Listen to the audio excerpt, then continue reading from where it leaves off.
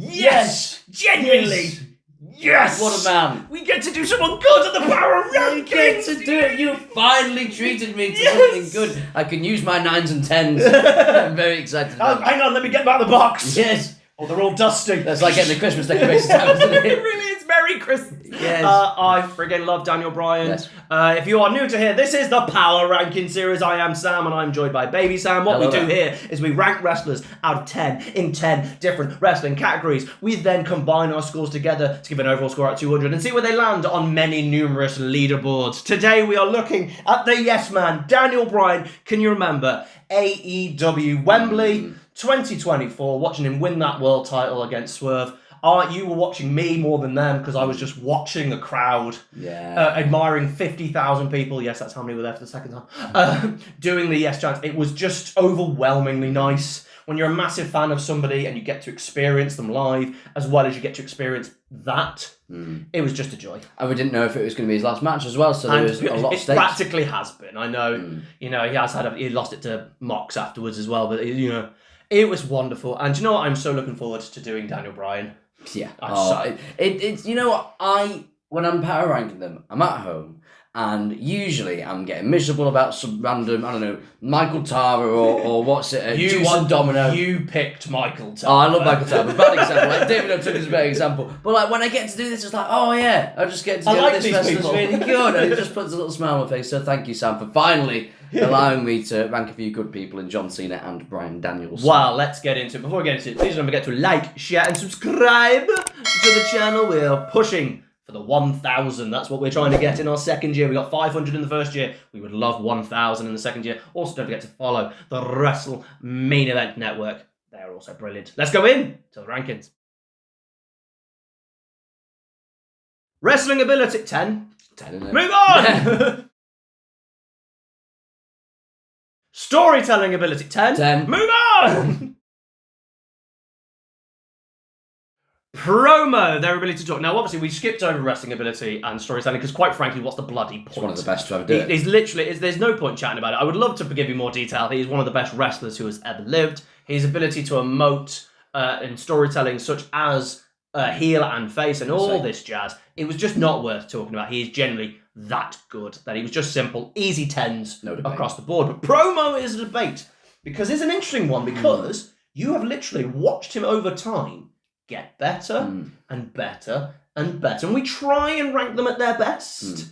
So that's pretty much where we're going to be hitting, but it's a tough one, this. And you do have to take into account the early years, not necessarily rank them on that, but it can bring them down. Definitely does. And if you think of the early days of Daniel Bryan, yes, he was a great babyface, but he was more popular because of his wrestling style and his character instead of his promos. He had the ability to cut a good promo. He was in WWE for about 2 years before he turned heel in 2012, and suddenly it was like, oh, you can actually have some fun. He had some fun in those YouTube clips, if you remember. Yes, what Team Hell No. And Team Hell No kind of inspired it, and then obviously, even when he was having his massive babyface run, I wouldn't exactly say he was doing very well from the promo-esque. No, this is what I mean. Yes. I've given him an 8. I've gone 7. Ooh, okay. I had 8, and I went, because I actually analysed, I went, even when he was doing his best run of babyfaceness, I don't think he was cutting brilliant promos. I thought everyone was cutting promos around him. I get that. Then he became heel Bryan when he returned from retirement, and oh my God, it was special. Yeah. He was magic. He's the reason Kofi got over. Yeah, you could say it was Kofi and everyone loved Kofi. No, you had this amazing heel who was playing the part so wonderfully. He was speaking so eloquently. He was speaking so viscerally. He was making a point because it was about his beliefs, but he turned it into a bat. Honestly, I was so balancing between it, and I just went, would I consider Bryan an upper echelon promo? That was literally the conversation I was having between 7 and 8. And I went, if I was listing my top 30 promo wrestlers, say, that's how far I'm going to go down. I don't think I would be thinking of Bryan. I think I'd be thinking of him around the 25 to 30 mark. Do you see what I mean? So you're going through a lot of people. Yeah, but that's why it's tough for me. But I think to say 7 when he's done the vegan gimmick. So good. And also, let's remember his versatility of promos, because he would be hilarious as well. He's very funny. Like in 2012, 2013, he would be really funny, a bit like Kurt Angle, could be the butt of a joke. Really Angle is the greatest example of how to be serious and funny. Yeah, exactly. Time, but I think Bryan had that as well. And towards the end, as a babyface, he could do like a good promo. Like, I remember remember his line against John Cena before SummerSlam. He was wearing a John Cena parody T-shirt, and he said to him, "This T-shirt is a parody of you because I think you are a parody of wrestling." And I was like, "Oh, that's magic." I love that. So he had those. I know it's a lie. It's a script. I was going to say it's a scripted line. He still nailed it. Yeah. I think he's done enough for me to get into an A. I still don't think he's an upper echelon promo, because I'm going to go on the majority of the career.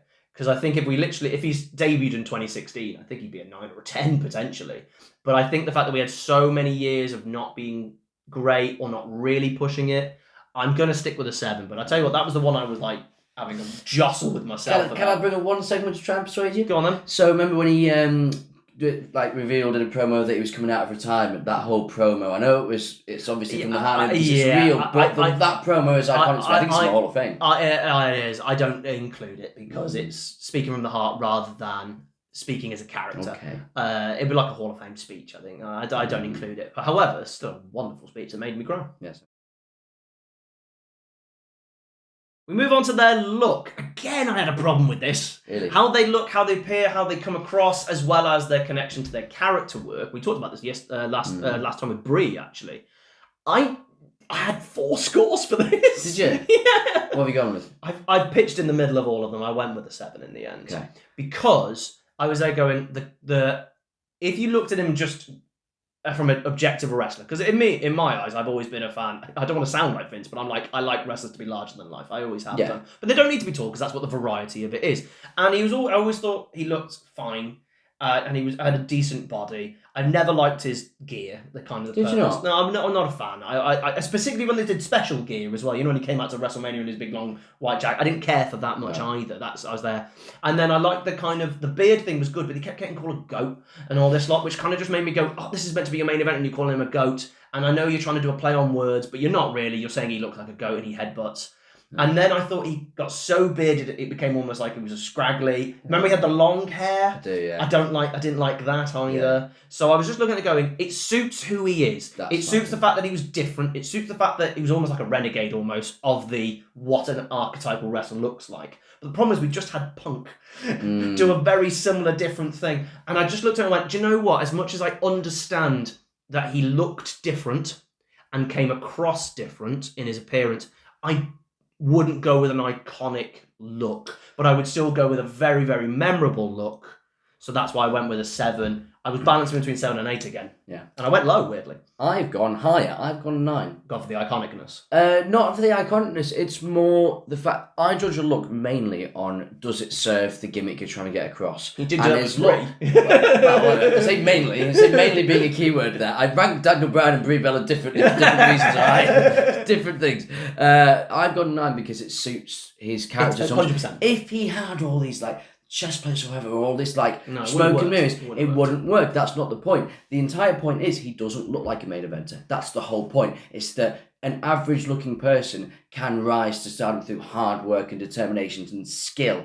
That's his whole thing. So I think the kick pads, the trunks, and the fact that he's hairy, he's not like this ridiculously. How did he look when he first came to the WWE? Well, no, but I like that as well. Oh, I hate it. Because he looked like when he looked like that's the point. He looked that's like the he character. was working in marketing, and that's the point, though, Sam. They didn't make that point though. They called him a weirdy vegan I think they did make, but that's the point. They called him that because he was an outsider that wasn't supposed to succeed. That's his whole story, and I'm not saying they were doing that on purpose to get him over. That was the problem. No, I know, but as I'm watching it, it works perfectly. I will go for 8 because of the memorability of it. Memorability.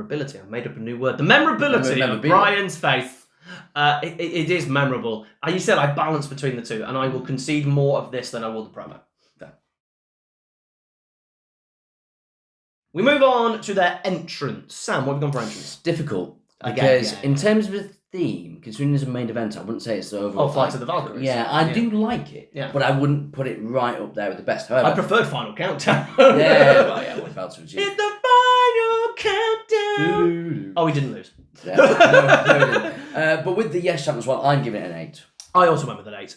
I think the yes chant's what made it actually bigger than it was and better. I thought the no also worked quite well when he hated it. I love that reverse psychology. I like that they improved on Flight. At first, it was kind of more of a generic-y version of Flight, and then they kind of gave it a little bit more pomp and circumstance. But it's a decent entrance. It's a very memorable entrance. You know exactly who it is the minute it starts and stuff like that. But it's just not in the iconic entrances for me, sort of thing. But the yes chant, you yes along with it. So you can't not give it an 8 when it gets a massive reaction every single time. We move on to their heel, their baddie Baddington. Sam is a heel. Difficult one for me. Yeah. I'm getting the sense I might have gone low, but I've gone 8. I also went 8. Yes. Because again, that period when he was doing the vegan stuff was magic. But then, when he wasn't the main eventer, or doing it, when he lost the title, he was working with Eric Rowan. Yeah. Or even when he kind of won it at first, when he couldn't quite work out what it was. Yeah. It wasn't amazing. And his 2012 heel stuff was also a bit weird. Yeah. It's good, but you're not going to give it a 10 out of 10. Because the reason it was fun is because they wanted to cheer him still. And he was going no, so it kind of became like an argument. And that's very fun. But again, I wouldn't put him in the upper echelons of the heels of all time. No, however, he made a main event because of it. Yeah, and I also think when he won the world title the first time, and it was that kind of heel turn casting on the Big Show and all that stuff, it was like it wasn't quite there. No. It wasn't quite fleshed out. And I know that's partially due to booking and stuff, but I wouldn't call him a 10 out of 10 heel, although I think he works very well in the ring as a heel. And then they also did the heel stuff in AEW as well. I didn't think that worked either. No, because I think because he's such a naturally lovable man, you can only have him as a heel for so long. Because even when he's a heel, he's great at wrestling. You've actually made a very great point, actually. And you want to cheer him. He's one of those heels that you might boo for a bit, but really you love Daniel. And he did more heel stuff in the ring when he was a heel. But he's so interesting to watch that, like, when he got it to do the slow yes chant, like as a point going, look, I'm going to do it, I'm a heel. You're still kind of going, yes. And I think you're absolutely right. There are some people who just aren't a heel, even if they do it wonderfully well. Sami Zayn springs to mind. Sami Zayn you just end up liking him again. That's the problem. They turn heel and you go, you can't stay mad at you. Oh, you little scamp. And also, I'd put Sami Zayn over Shane McMahon. Anyway. Yeah, that was the problem. We move on to their work as a babyface. Samuel? 10. I've also got 10. He is the epitome and the ultimate babyface, so much so that he was the example of how to go against the authority. And even though they're like, no, don't stop it. Yeah. Stop you cheering. We'll make him face Sheamus again. Do you want to see him face Sheamus at WrestleMania again? We've already done it twice. We'll do it a third. No, don't you do it. Fine. He'll have to face 2 matches. Yeah, now you get to go 2. I bet you're enjoying that. It's because Punk left. I know it's because Punk left. They don't know that. They're idiots. He's a great babyface. He's the epitome of a babyface. You just want to cheer him, you want to support him. He's a tiny little man who's amazing at wrestling. How could you not love that? Yeah. And that's all you need to be. Are you an underdog? Are you brilliant? Oh. Done. I will put one day that monster video into the Hall of Fame, Sam. I love that. Well, I can't wait to do top 10 video packages. We could even do a brackets on video packages. Really cool. We might have to sit down and watch them all. But that monster thing's going to be a heavy hit. It's going to be a monster in the whatever. He tried. Gimmick and personality. Interesting one. Because you could argue he's had gimmicks. Well, he has gimmicks. Yes. But I wouldn't call them over-the-top gimmicks. I would say his heel vegan is a gimmick, and I would say everything else. Team Hell No, but it's tag team. And then you go with personality. I don't think he has the biggest personality in the world. No. I've gone more based on like gimmick and what his character is and how well he executes that. I've actually gone 9. I went with 8. Okay. And I dropped it because of personality. Yeah, I get that. Because he has a lot. By the way, as a human being, one of the nicest personalities going. He literally, for what he wants to do to pass the time, is go collect trash on the beach. Yeah. What a lovely guy. Bree's there, annoyed, dressed up to 9s, and he's there going, for my birthday, I want to pick up plastic bottles on the beach. Oh, you're a lovely man. Yeah. Aren't you so lovely? However, that's too lovely for wrestling. Yeah. Oh, this will also go to the Hall of Fame one day. His commentary in that random match with R-Truth and Cesaro where he's talking about bears. It's a bear hug. It's unbearable. There's somebody at the end of the match. I love that. He's adorable. When he gets to be dafty, he's great. So I'm still going to stick with a 9, but it's a low 9. Yeah, I'm a high 8 because I love the vegan. I love the vegan heel gimmick so much. I'm like, why was it so short? We know why, like because it was so popular and likable. Yes, but of course. It was like he turned heel just before Survivor Series because he faced Brock, and that made no sense because they were both heels. It made absolutely no sense. It's like, why couldn't you have done the title change the week after? But whatever. That match is magic, by the way. Oh, it is even. And then he holds the title until Mania, and then he kind of floats in a tag team. Yeah. For a bit, and then it kind of goes vague. Can you remember what kind of happens after the tag team? Oh no, he does a feud of the Miz. Or was that 2018? And then he ends up going face very quickly because by WrestleMania 36 he's taken on Sami Zayn for the IC title. Yes, he is. So So it didn't last long, and these 2 minutes too short. So for me, gimmick, I think personality just drags it down. I think because he's just so nice, such a lovely personality, but it's not a wrestling personality. But that also is what made him so bloody different. Over and a draw. How much money they brought in, how over they were with the crowd. Tell me, darling. It's tempting to go 10, but I've gone 9. It was so tempting. I ate a bit of it. Did you like it? It was delicious. And I went with the 10. I don't think you can't not give him a 10. I'm blown away that a man who got so over that they forced the change to the main event of WrestleMania, so much that they sold 1 billion bit of merch. This teeny tiny little man who's not meant to succeed. He's probably a bit taller than us. I think we're the same height. Really? Gives us hope. Yeah, I this teeny tiny little man who wasn't meant to get over, who wasn't even meant to be in the company. They'd already fired him once. Every time he comes out, everyone goes mental. No, he's never not got a big pop, a big reaction. You cannot say he's not over, and you cannot say he didn't make money because of, oh my god, the money he made. Sam, I've given him a 9. I haven't given him a 2. But I don't think it's right. Okay, well, may I explain? No. Okay, well, there you go. 10. No, do it now. No, I'm gonna die on this hill. I yes, this vegan hill. Yes, die. No. Yes. No. Right. So, yes.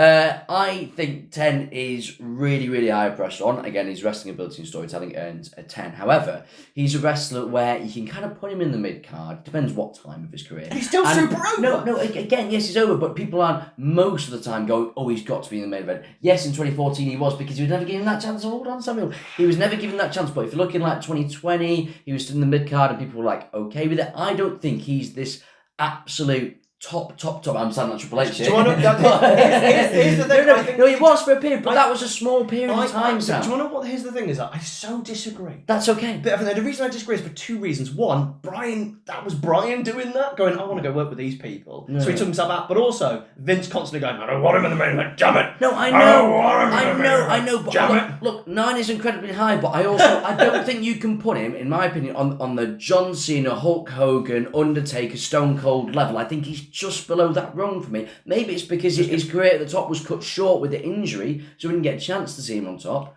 Just looking in my box of I want to give about your decision. They're all empty. It's absolutely empty. You're wrong. You're an idiot. I hate you. We move on to finish. You should always end with a finish. He's got 2. We've got the running knee and the label lock. Sam, where have you gone with this? I've gone 8. I've also gone 8. Yeah, because I don't like either move. No, the running knee's a bit weird. I remember when he pulled it out the first time. Seen it. People didn't know it was his finisher. It was actually kind of cool. Which is actually what made it work. Yeah. That's how you get a new finisher. Yeah, agreed. You win a big match. Well, it's kind of cool. It was weird, but it was cool. But it always looked quite hard to kind of sell and do properly. It's never looked. Some people do a Ziggler. Or Kofi. Yeah. Where are you going? But I think you're still selling it. I actually prefer the knee to the label lock. I know you're not the big submission man. I know I'm a big submission man, as you know. That's why I'm very, very particular about submissions. Right? I love a submission. I absolutely adore submissions. One, it reminds me too much of Benoit. You can say it's different. It's legs in a different place, but it looks too much like a crossface.